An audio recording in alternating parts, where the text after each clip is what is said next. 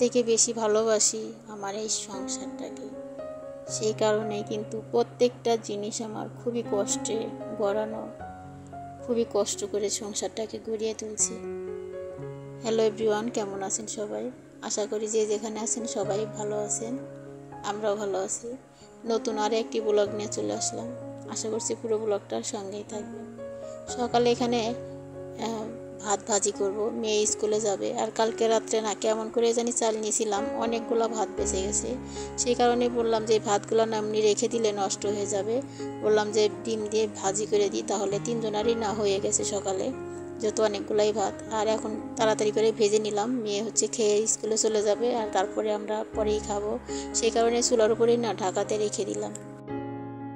ভাতটা ভেজে এনে মেয়েকে দিয়ে দিলাম, এখানে মেয়েকে খাইয়ে দিব। আর ও খাওয়া দাওয়া হলে তারপর ওকে না, এখন যেহেতু আমি স্কুল আর নিয়ে যাই না, ওর বান্ধবী আছে, বান্ধবীর সাথে চলে যায়, দুজনকে না রিস্কায় উঠিয়ে দিই। আর সেই কারণে আমার একটু পরিশ্রমটা একটু কমছে। না হলে বারবার স্কুলে যেতে আর ভালো লাগে না, একবার যায় দিয়ে আসি, আবার টিফিনে যায়, আবার যায় নিয়ে আসি। এদিকে সিঁদুরটা পরে তারপর পূজাটা দিয়ে নিছে, আর এখনও চুলটা ছাড়ি নাই। চুল ছেড়ে একদম কাজ করতে পারি না, যেহেতু অনেক পরিমাণ গরম, প্রচুর পরিমাণ গরম। এত গরমে না একদমই সহ্য হচ্ছে না, যেহেতু এত গরম আমি বেশি সহ্যই করতে পারি না। সেই কারণে না গরমের দিনগুলোতে আমার খুবই খারাপ লাগে, কাজকাম করতে খুব সমস্যা হয়। তো যাই হোক, এই তো মাথাটা এখন আঁচড়ে নিচ্ছি, আর চুলের নড়াগুলো ছাড়িয়ে নিব। না হলে ওই তো মাথার মধ্যে হাত দিব, চুল যদি আমার ঘাড়ে বা পিঠে আসা পড়ে না, আমার একটুকু ভালো লাগে না। তো যাই হোক, এই তো এখন চুলটা আসছে, তারপরে ঘরটা গুছিয়ে নিব। বিছানাটা অমনি পড়ে আছে, আর মেয়ে তো কিছুক্ষণ আগে ঘুম থেকে উঠে পড়ছে, আর মেয়ে রেডি হয়ে তারপরে ওই খেয়ে নেবে। আর এই তো এখন বেরিয়ে পড়বে স্কুলের জন্য। আর এদিকে আমি বিছানাটা গুছিয়ে নেব, ওকে পাঠিয়ে দিয়ে তারপরে আমি বিছানাটা গুছিয়ে নিচ্ছি। আর যেহেতু বিছানাটা না সকালে গোছাইতে পারি না, সকালে যেহেতু ঘুমিয়ে থাকে আর একটু লেট হয়, সেই কারণে আর কি বিছানাটাই পরে গোছাইতে হয়। এদিকে সকালের কিন্তু সমস্ত কাজই আমার হয়ে গেছে, সকালে আশিবাসি কাজ সেরে পুজো দেওয়া, চান করা। আর এদিকে সকালের রান্না তো তেমন কিছু নাই, সেই কারণেই তাড়াতাড়ি হয়ে গেছে আর কি। তো যাই হোক, বিছানাটা গুছিয়ে নিয়ে তারপরে দুপুরের যে রান্না বান্না আছে সেটারও ব্যবস্থা করতে হবে। আবার মেয়েকে আজকে টিফিনে খাইয়ে দিয়ে আসবো, সেই কারণে দুপুরের রান্না বান্নাটা তাড়াতাড়ি করতে হবে। একটা মেয়ে কিসে আটকায় জানো তো বন্ধুরা? শুধু কিন্তু মা হওয়ার পর কিন্তু আটকায় না, একটা মেয়ে আটকায় তার সংসারের, তার স্বামী, তার বাচ্চা, তাদের কাছে কিন্তু আটকে যায়। আর সেই জন্য কিন্তু মনোবলটা অনেকটাই ধৈর্য রেখে তারপরে সংসারটা গুছিয়ে নিতে হয়। একদিন আমার কাছে কিছুই ছিল না, শূন্য হাতে এই সংসারটাকে গড়িয়ে তুলছি, শুধু হাজব্যান্ডের সাপোর্ট ছিল, সেই কারণে আর কি। আর একটা মেয়ের কাছে তার হাজব্যান্ড যদি ভালো হয় না, তার কাছে কিন্তু আর কিছুই লাগে না, তাই না? আমার হাজব্যান্ড ওই রকমই। আমার হাজব্যান্ড টাকা পয়সা হয়তো বা নাই, সেরকম ভালো জব করে না, কিন্তু আমার হাজব্যান্ডের মন মানসিকতা অনেকটাই বড়, অনেকটাই ভালো। যাই হোক, সেই কারণে কিন্তু আমার সংসারটাকে আমি গুছিয়ে নিতে পেরেছি আর কি। যাই হোক, এই তো এখন গাছগুলোতে একটু জল দিয়ে নিব। আর এই তো ঘরের যে গাছগুলো ছিল, এই গাছগুলোতে কয়েকদিন হলো জল দেওয়া হয় না, সেই কারণে একটু জলটা দিয়ে নিলাম। আর এখন আমি খেয়ে নিচ্ছি, আর ওকেও দিয়ে দিছি। ও টেবিলে খাচ্ছে, আর আমি নিচে বসে পড়ছি। আর আমার ফ্যানের নিচে ছাড়া একদমই ভালো লাগে না, একদমই গরম সহ্য করতে পারি না আর কি। যাই হোক, এখানে রান্না করার জন্য সবজিগুলো কেটে নিলাম। আর ভেন্ডি ভাজি করব পেঁয়াজ দিয়ে, আর এখানে মাছ রান্না করব, আলু বেগুন কেটে নিছি। আর কাঁচকলা দেওয়া তরকারি খেতে না আমার কাছে খুবই ভালো লাগে। যাই হোক, এই তো এখন রান্না করতেও চলে আসলাম। আর এই তো মাছ রান্না করব পাবদা মাছ, সেদিন যে মাছগুলো আনা হয়েছিল সেই মাছই আর কি। পাবদা মাছ দিয়ে আলু বেগুন দিয়ে তরকারি রান্না করব। আর এখানে ভেন্ডি ভাজিটাও তুলে দিছি। আর তাড়াতাড়ি করে কিন্তু রান্নাটা সেরে নেব, যেহেতু মেয়েকে আবার টিফিন খাইয়ে দিয়ে আসতে হবে, সেই কারণে আর কি। আর না হলে মেয়ে একদম আস্তে আস্তে সন্ধ্যায় লেগে যায়, সারাটা দিন ওরকম না খেয়ে কিন্তু থাকতে পারবে না, তাই না? সেই কারণে টিফিনে আবারও যাই আমি, একটু কষ্ট হয়, তারপরেও যাই, কিছু করার নাই, তাই না? বাচ্চাদের জন্য তো একটু মায়ের একটু করতেই হবে, তাই না? তো যাই হোক, ভাজিটা নামিয়ে নিলাম, আর এখন মাছের তরকারিটা রান্না করে নেব। আর এখানে না মাছটা ভাজি করার জন্য আগে একটু লবণ হলুদ আর একটু কাঁচা তেল দিলাম, তাহলে না একটু ফোটে কম, না হলে এই পাবদা মাছগুলো না অনেক পরিমাণ ফোটে আর ছিটে এসে গায়ে লাগে, সেই কারণে একটু কাঁচা তেল দিয়ে দিলে না একটু ফোটে কম। যাই হোক, মাছটা ভেজে তুলে নিলাম, আর এখন তরকারিটা রান্না করে নেব। ভিডিওতে না এডিট করা যায়, কিন্তু না ভয়েসটা দিতে একটু সমস্যা হয়, যেহেতু প্রচুর পরিমাণ গরম আর ফ্যানটা চালিয়ে দিও না ভয়েসটা দেওয়া যায় না, একটু সমস্যা হয়, যে শব্দ হয় সেই কারণে। কিন্তু আজকে একদমই পারছি না ফ্যান বন্ধ করে কথা বলতে, এত পরিমাণ গরম। আর আমাদের বাসায় না প্রচুর পরিমাণ রোদ আসে, সেই কারণে এত গরম লাগে। তো যাই হোক, এই তো সবজিটা মানে তরকারিটা তুলে দিলাম আর ভেজে নিচ্ছি। আর এদিকে মশলাটা না বেটে নিব। আর যেহেতু পাটায় বেটেই কিন্তু রান্না বান্না করি আমি, যেহেতু এখনও আমার হচ্ছে মিক্সিটা কেনা হয় নাই। আর আমি এখন কিনতেও চাচ্ছি না, মানে আমার এই বাটা মশলা দিয়ে কিন্তু রান্না করতে বা খেতে কিন্তু ভীষণ ভালো লাগে, তাই না? ওই গুঁড়ো থেকে বাটা মশলা কিন্তু বেশি ভালো লাগে। আর আমি মাঝে মধ্যে কিন্তু গুঁড়া মানে জিরা না গুঁড়া করে রেখে দিই। যে সবসময় পাটা বার করা আবার বাটা একটু সমস্যা মনে হয় যখন, তখন ওই গুঁড়োটাই খাই আর কি। আর আমি আর মেয়ে যখন থাকি না, তখন বাটাবাটির ঝামেলাটা একটু কমই করি আর কি। ওই গুঁড়ো করে রেখে দিই সেগুলো, তখন কিন্তু ওই গুঁড়োর তরকারিটাই কিন্তু রান্না করি।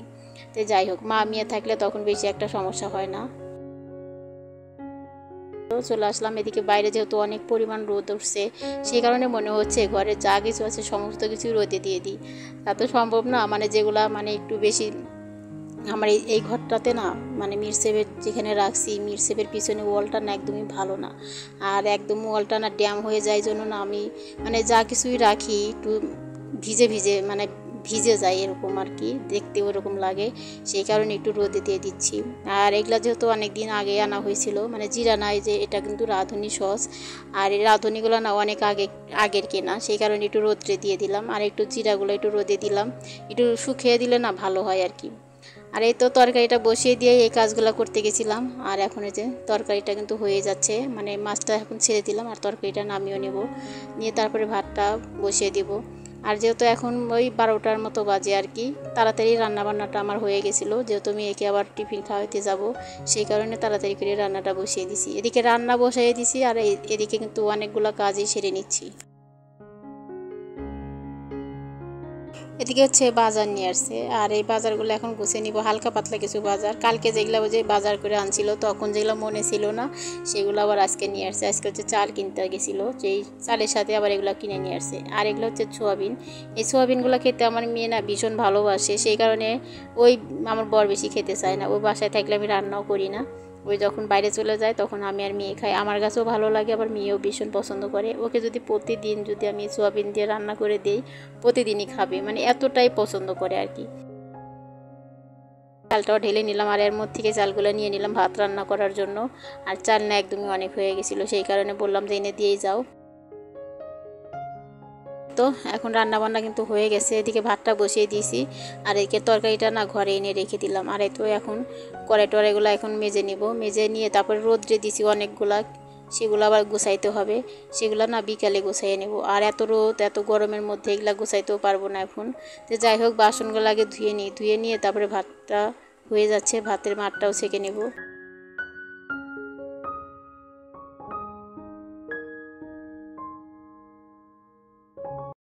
কড়াই যদি গরমটা মানে মাজা যায় না, তখন কিন্তু কড়াইটা খুবই পরিষ্কার হয়। কিন্তু আমার হাতে বেশি একটা সময় নাই জন্য আমি একদম পরিষ্কার করেও পারছি না। মানে যেহেতু আবার মেয়ের জন্য খাবারটা নিয়ে যেতে হবে টাইমের মধ্যে, যেহেতু টিফিন টাইমের মধ্যে যেতে হবে, নাহলে তো পরে আর খেতে পারবে না, সেই কারণে আর কি। আর এ তো এখন ধুয়ে নিলাম বাসনগুলা, ধুয়ে নিয়ে তারপরে এখন ভাতের মাঠটাও ছেঁকে নেব। ওদিকে ভাতটা ঠান্ডা করার জন্য দিয়ে তারপরে আমি রেডি হয়ে নিই। আর এদিকে গরম ভাত নিয়ে গেলেও তো এরকম খেতে পারবে না, সেই কারণে ভাতটা না আগেই বের করে রেখে দিই। বাসনগুলো ধুয়ে ঝুড়ির মধ্যে রেখে দিচ্ছি, দিয়ে এখন ভাতের মাঠটা ছেঁকে নেব। নিয়ে তারপরে চুলা টুলা তো মুছতেই হবে, না হলে এই কাজগুলো আবার ফেলে রাখলে না পরে আর করতে ইচ্ছে করে না, ভালো লাগে না তখন আর। সেই কারণে আমি রান্না বান্না শেষ করে একদম চুলা চাটি মুছে তারপরেই কিন্তু পরের কাজগুলো পরেই করি আর কি। তো যাই হোক, এই তো এখন ভাতের মাঠটা ছেঁকে নিলেই কিন্তু আমার রান্না বান্না কমপ্লিট হয়ে যাবে, তারপরে চুলাটা মুছে নেব। যেহেতু ঘুটুনের মা বাসায় নাই, সেই কারণে ঘুটুনের বাবা আছে, ঘুটুনের বাবা রান্না করে। আর আমি না সকালে একদম চুলাটা সুন্দর করে মুছে দিই, মানে দুপুরের দিকে আর ওরকম মুছি না। দুপুরের দিকে শুধু আমি যেখানে রান্না করি যে চুলাটা, ওই চুলাটাই ভালো করে মুছে নিই। মানে ছেলে মানুষ রান্না করে তো উনি তো অতটা গুছিয়ে রান্না করতে পারবে না, মেয়ে মানুষের মতো তত গুছিয়ে কাজ করতে পারবে না, সেই কারণে আর কি।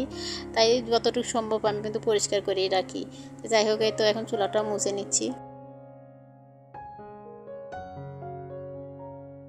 আমার ছাদের গাছ বাগান দেখো, দিন দিন কিন্তু ভালোই বড় হচ্ছে। আর দেখো ফুলের কলিটা কিন্তু লাল হয়ে গেছে, এই 2-1 দিনের মধ্যে কিন্তু ফুলগুলো ফুটে যাবে। আর অতি শখের এই জবা গাছটা আমার, অনেক দিনের এই জবা গাছ আমার। না, এই একটা জবা গাছ তোলার জন্য অনেক চেষ্টা করছি কিন্তু হয়ে ওঠে না আর আমার। কিন্তু এই জবা গাছটা আমার হয়ে যাচ্ছে এখন। দেখো এখন ফুলও কিন্তু ফুটবে আর কি, কলি যেহেতু আসছে ফুল তো ফুটবে। আর এদিকে একটু হচ্ছে চা পাতা এনে দিছিল বর, সেগুলাই চা পাতাগুলা গাছের গোড়ে গোড়ে দিয়ে দিছে, আমার বরই দিয়ে দিছে। দেখো এখন কিন্তু গাছগুলো ভালোই হবে। আর একটু সার আনার জন্য চেষ্টা করছি, যাই ওই দাদাটা না থাকে না আর আনতে পারি না। আর দেখো এই তো আমার মানি প্লান্ট গাছগুলো অনেক বড় হয়েছে ওইখানে, সেইগুলা ওইখান থেকে কেটে কেটে কিন্তু আমি আবার অন্য জায়গায় লাগাই। আর এটা হচ্ছে এই ডালটা জবা গাছের যে মাথাটা ভেঙে গেছিলো ওইখানে আবার লাগিয়ে দিছি। জবা গাছের ডালটা কিন্তু মরে যায় নাই, এখনও কিন্তু তাজা আছে, ভিতরে কাঁচা আছে, সেটাই দেখলাম হাত দিয়ে। তো যাই হোক, আজকের ভিডিও এ পর্যন্তই রাখছি। আবারও দেখা হবে নতুন ভিডিওর সাথে। ততক্ষণ সবাই ভালো থাকবেন, সুস্থ থাকবেন। সবাইকে ধন্যবাদ।